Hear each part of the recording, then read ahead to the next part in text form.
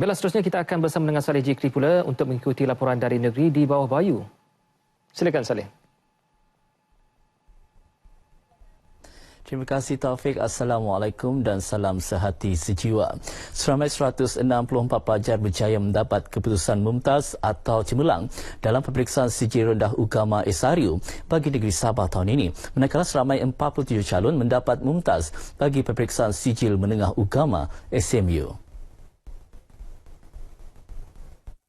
Pembantu Menteri kepada Ketua Menteri Sabah, Datuk Haji Muhammad Arifin Haji Muhammad Arif bagaimanapun berkata, prestasi keputusan peperiksaan SRU dan SMU bagi negeri Sabah tahun ini mencatatkan sedikit penurunan berbanding tahun lalu. Bagi keputusan peperiksaan SRU, peratus kelulusan adalah 88.3%, iaitu menurun sebanyak 1.8% berbanding 90.1% tahun lalu. Manakala bagi keputusan peperiksaan SMU, peratusan kelulusan adalah sebanyak 92.1%, iaitu menurun sebanyak 1.7% berbanding 93.8% tahun lalu. Dia turun sedikit, tapi dari segi kualiti meningkat. Yang dapat cemerlang banyak daripada sebelumnya, yang dapat terbaik banyak daripada sebelumnya. Dan insyaAllah saya akan melihat dari segi apa yang perlu kita tambah baik keputusan ini. Datuk Haji Muhammad Arifin menyatakan dalam sidang media pengumuman keputusan peperiksaan SRU dan SMU Jabatan Hal Ehwal Agama Islam Negeri Sabah JAHINS 2016 di Dewan Saadah Wisma Muiz, Kota Kinabalu. Sementara itu, seramai 726 calon SRU mendapat jahit jidan terbaik, 2,222 calon mendapat jahit baik dan 1,241 calon mendapat makbul lulus. Manakala bagi SMU, 97 calon mendapat jahit jidan, 85 calon mendapat jahit dan 87 calon mendapat makbul. Sementara itu, beberapa pelajar yang mendapat keputusan mumtaz dalam peperiksaan SRU dan SMU berkenaan turut berkongsi rahsia kejayaan mereka. Ketika ditemui RTM di Kota Kinabalu, rata-rata pelajar memberitahu gigi mengulang kaji pelajaran dan bijak membahagikan masa menjadi antara rahsia kejayaan mereka. Belajar sungguh-sungguh siap. Taat kepada ibu bapa, taat agama. Itu je lah.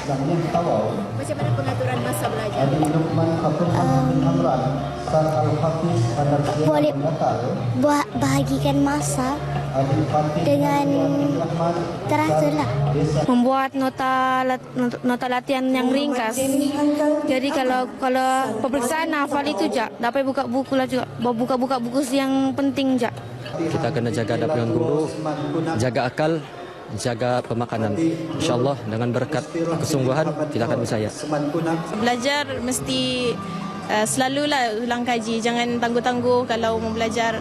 Lepas tu selalu tengok soalan-soalan lepas, selalu buat latihan. Lepas tu rujuk senior-senior yang dulu dapat mumtaz dulu lah.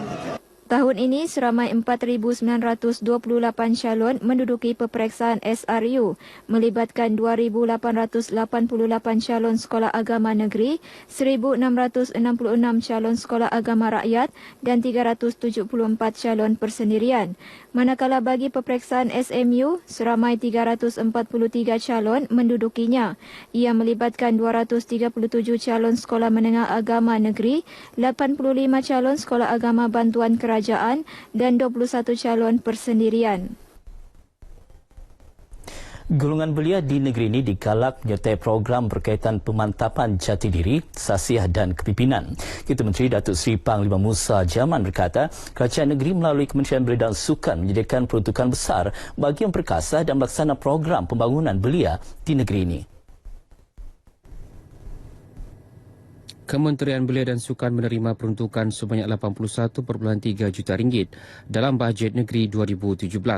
Menurut Datuk Musa, tanpa penglibatan dan komitmen golongan belia, usaha kerajaan untuk membangunkan modal insan kelas pertama tidak akan tercapai. Beliau berucap demikian merasmikan seminar memperkasa kepimpinan belia anjuran kumpulan Yayasan Sabah di Dewan Sri Libaran Sandakan. Datuk Musa juga mengingatkan golongan belia agar mempunyai pendirian dan jati diri teguh dalam mendepani sebarang cabaran-cabaran sejajar kemajuan teknologi maklumat dan komunikasi ICT masa kini. Ini termasuklah penyebaran sebarang maklumat di media sosial yang perlu dilihat daripada perspektif sebenar dengan penjelasan serta fakta agar dapat membuat pertimbangan dan penilaian dengan lebih tepat. Universiti Malaysia Sabah UMS dan Universiti Malaysia Sarawak UNIMAS menandatangani memorandum perjanjian MOA untuk menjalin kerjasama dalam bidang penyelidikan. Di bawah MOA tersebut, UMS dan UNIMAS masing-masing menyumbang peruntukan geran penyelidikan sebanyak RM250,000 untuk membiayai 9 projek yang akan dilaksanakan selama tempoh 2 tahun. Antara bidang penyelidikan terlibat ialah sains tulen, sains tabi'i dan warisan negara, sains kesihatan dan klinikal serta sains sosial.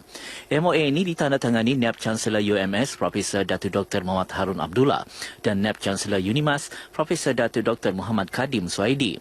Berucap dalam majlis ini, Profesor Datuk Dr. Muhammad Harun menyatakan perjanjian penuh secara itu dapat memperkukuh kerjasama antara universiti awam, terutama universiti di Kepulauan Borneo yang mempunyai banyak persamaan dari segi biodiversiti. Dalam ucapan balas, Profesor Datuk Dr. Muhammad Kadim berkata, UNIMAS tertarik dengan kekuatan penyelidikan Marin UMS dan sedia menawarkan kekuatan UNIMAS dalam biodiversiti, teknologi maklumat dan komunikasi ICT kepada UMS. Beliau yakin dengan kekuatan dan kepakaran kedua-dua universiti berkenaan dapat menghasilkan penyelidikan yang memberi manfaat kepada kedua-dua universiti dan masyarakat. Sekian berita dari Sabah petang ini. Kembali kepada Taufik di Angkasa Puri. Silakan Taufik.